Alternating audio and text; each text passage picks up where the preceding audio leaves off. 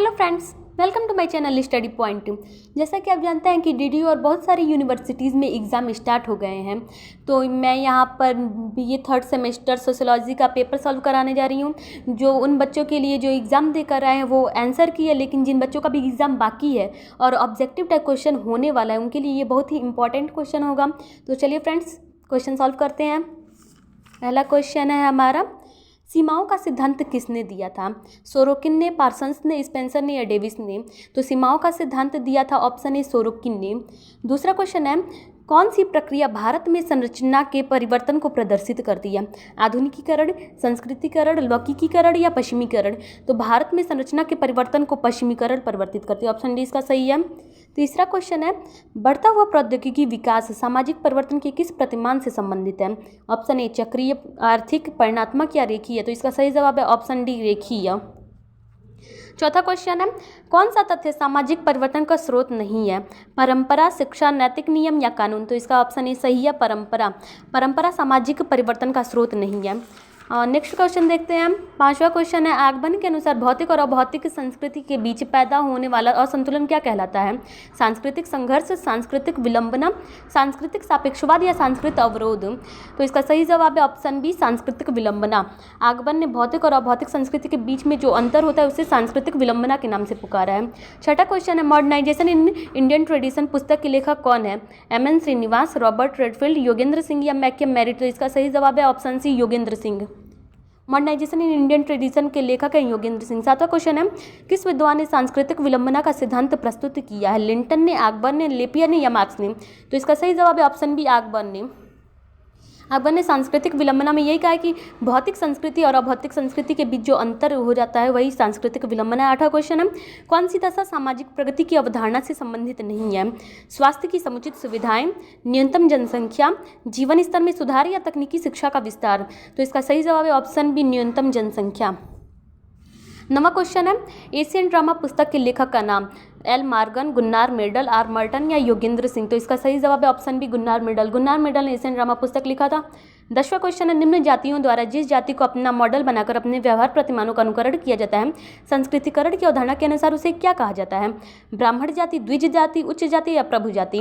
तो इसे प्रभु जाति, ऑप्शन डी सही है, डोमिनेंट कास्ट कहा जाता है। 11वां क्वेश्चन है, जिस प्रक्रिया के आधार पर किसी समुदाय में जाति गतिशीलता की माप की जाती है उसका नाम बताइए? पश्चिमीकरण, लौकिकीकरण, आधुनिकीकरण या संस्कृतिकरण? तो इसका सही जवाब है ऑप्शन डी, संस्कृतिकरण। और नेक्स्ट क्वेश्चन है 12वां, मार्क्स के अनुसार सामाजिक परिवर्तन का मुख्य वाहक क्या है? वर्ग संघर्ष, अतिरिक्त मूल्य, कीमतों में वृद्धि या राजनीतिक व्यवस्था? तो इसका सही जवाब है ऑप्शन ए, वर्ग संघर्ष। कार्ल मार्क्स मुख्यतः वर्ग संघर्ष सिद्धांत से ही जाने जाते हैं। 13वां क्वेश्चन है, निम्नलिखित में से विकास के लिए कौन सी दशा आवश्यक है? नियोजन, अभौतिक संस्कृतियों का विकास, लोकतांत्रिक व्यवस्था या न्यूनतम जनसंख्या? तो विकास के लिए सर्वाधिक आवश्यक है नियोजन, ऑप्शन ए सही है। 14वां क्वेश्चन है, निम्नलिखित में से सामाजिक परिवर्तन के चक्रीय सिद्धांत से संबंधित विचारक कौन है? जॉनसन तथा जॉनसन, वेबर तथा मार्क्स, स्पेंगलर तथा सोरोकिन और काम्ट तथा स्पेंसर? तो इसका सही जवाब है ऑप्शन सी, स्पेंगलर और सोरोकिन चक्रीय परिवर्तन के हैं लोग। 15वां क्वेश्चन है, किसने कहा उद्विकास कुछ तत्वों का एकीकरण तथा उससे संबंधित वह गति है जिसके दौरान कोई तथ्य अनिश्चित तथा असंबद्ध समानता से निश्चित भिन्नता में बदल जाता है? डार्विन ने, हर्बर्ट स्पेंसर ने, लेविस मॉर्गन ने या गिन्सबर्ग ने? तो इसका सही जवाब है हर्बर्ट स्पेंसर। हर्बर्ट स्पेंसर का यह कथन है, उन्होंने डार्विन के उद्विकास के सिद्धांत को सर्वप्रथम समाज में लागू किया था। 16वां क्वेश्चन है, जो परिवर्तन सामाजिक मूल्यों के अनुसार इच्छित दिशा की ओर होती है उसे क्या कहा जाता है? उद्विकास, विकास, प्रगति या सामाजिक परिवर्तन? तो इसका सही जवाब है ऑप्शन सी, प्रगति। जो परिवर्तन सामाजिक मूल्यों के अनुसार इच्छित दिशा में होता है उसे प्रगति कहा जाता है। 17वां क्वेश्चन है, यह निष्कर्ष किसने दिया है कि प्रौद्योगिकी अथवा उत्पादन के तरीकों में होने वाला परिवर्तन सामाजिक परिवर्तन का मूल कारण है? हीगल, वेबर, मार्क्स या पैरेटो? तो इसका सही जवाब है ऑप्शन सी, कार्ल मार्क्स। 18वां क्वेश्चन है, जैविकीय विकास की अवधारणा से संबंधित है? एल मार्गन, डार्विन, स्पेंसर या दुर्किम? तो इसका सही जवाब है डार्विन। डार्विन ने जैविकीय विकास की अवधारणा दी थी जिसे हर्बर्ट स्पेंसर ने समाज पर लागू किया था। नेक्स्ट क्वेश्चन है 19वां, पश्चिमीकरण की प्रक्रिया किस मूल्य से संबंधित है? ए मानवतावाद, बी बुद्धिवाद, सी ए और बी दोनों या डी ए और बी में से कोई नहीं? तो इसका सही जवाब है ऑप्शन सी, ए और बी दोनों, मानवतावाद और बुद्धिवाद दोनों ही इसका सही जवाब है। 20वां क्वेश्चन है, निम्नलिखित में से कौन सा एक तथ्य सामाजिक परिवर्तन का स्रोत नहीं है? परंपरा, शिक्षा, नैतिक नियम, कानून? तो इसका सही जवाब है ऑप्शन ए, परंपरा। परंपरा सामाजिक परिवर्तन का स्रोत नहीं है। 21वां क्वेश्चन है प्रौद्योगिकी विकास के कारण निम्नलिखित में से किस नए वर्ग का प्रादुर्भाव हुआ है? श्रमिक वर्ग, पूंजीपति वर्ग, मध्यम वर्ग या शासक वर्ग? तो मध्यम वर्ग होगा, ऑप्शन सी सही है। 22वां क्वेश्चन है वह प्रक्रिया जिसके द्वारा किसी दूसरी संस्कृति के संपर्क में आने के कारण कोई सांस्कृतिक समुदाय अपनी मौलिक संस्कृति से वंचित हो जाता है, तो इसे क्या कहा जाता है? सांस्कृतिक परिवर्तन, सांस्कृतिक प्रसार, पर संस्कृति ग्रहण या सात्विकरण? तो इसका सही जवाब है ऑप्शन सी, पर संस्कृति ग्रहण। 23वां क्वेश्चन है भारत में पश्चिमीकरण का बढ़ता हुआ प्रभाव निम्नलिखित में से किस सांस्कृतिक कारक से संबंधित है? सांस्कृतिक वैधता, सांस्कृतिक संघर्ष, सांस्कृतिक विलंबना या सांस्कृतिक प्रसार? तो इसका सही जवाब होगा ऑप्शन डी, सांस्कृतिक प्रसार। 24वां क्वेश्चन है निम्नलिखित में से कौन एक भारत में वैश्वीकरण की प्रक्रिया का परिणाम है? नगरीकरण में वृद्धि, आतंकवादी गतिविधियां, संस्कृति का बाजारीकरण या महिलाओं के विरुद्ध हिंसा? तो इसका सही जवाब है ऑप्शन सी, संस्कृति का बाजारीकरण। वैश्वीकरण के कारण संस्कृति का बाजारीकरण ही हुआ। 25वां क्वेश्चन है सामाजिक मूल्यों के अनुसार होने वाले परिवर्तन को क्या कहा जाता है? प्रगति, विकास, अनुकूलन या क्रांति? तो जो परिवर्तन सामाजिक मूल्यों के अनुसार होते हैं उन्हें प्रगति कहा जाता है। इसका एक क्वेश्चन सही है। और नेक्स्ट क्वेश्चन देखते हैं 26वां, यह किसका कथन है कि इतिहास कुलीन तंत्रों का कब्रिस्तान है? पीए सोरोकिन, टायनबी, पेरेटो या डेविस? तो इसका सही जवाब है पेरेटो। पेरेटो ने कहा कि इतिहास कुलीन तंत्रों का कब्रिस्तान है। 27वां क्वेश्चन है निम्नलिखित में से किसने शासक अभिजात की अवधारणा दी है? बॉटोमोर ने, राइट मिल्स ने, पेरेटो ने या टायनबी ने? तो इसका सही जवाब है ऑप्शन सी, पेरेटो ने। नेक्स्ट क्वेश्चन है निम्नलिखित में से कौन एक औद्योगिकरण का परिणाम नहीं है? आर्थिक अस्थिरता, बड़े पैमाने पर उत्पादन, बेरोजगारी में वृद्धि, एकाकी परिवारों का विघटन? तो औद्योगिकरण का परिणाम नहीं पूछ रहा है, तो इसका होगा एकाकी परिवारों का विघटन। नेक्स्ट क्वेश्चन है 29, ये मैच है, सूची 1 को सूची 2 से मिलाइए। पहला चक्रीय सिद्धांत, चक्रीय सिद्धांत है सामाजिक परिवर्तन का। पहला जाएगा तीसरे में सोरोकिन ने चक्रीय सिद्धांत दिया है।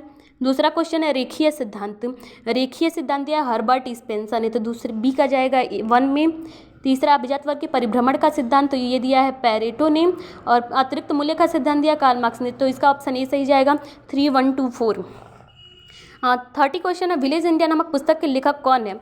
R Redfield, A R Desai, McKim Marriott या गुन्नार मेडल? तो इसका सही जवाब होगा मैकम मेरिट ने विलेज इंडिया पुस्तक लिखी है। इन्होंने किशनगढ़ी गांव का अध्ययन किया था। नेक्स्ट क्वेश्चन है 31, सामाजिक परिवर्तन की प्रक्रिया के रूप में लौकिकीकरण की अवधारणा को किसने दिया है?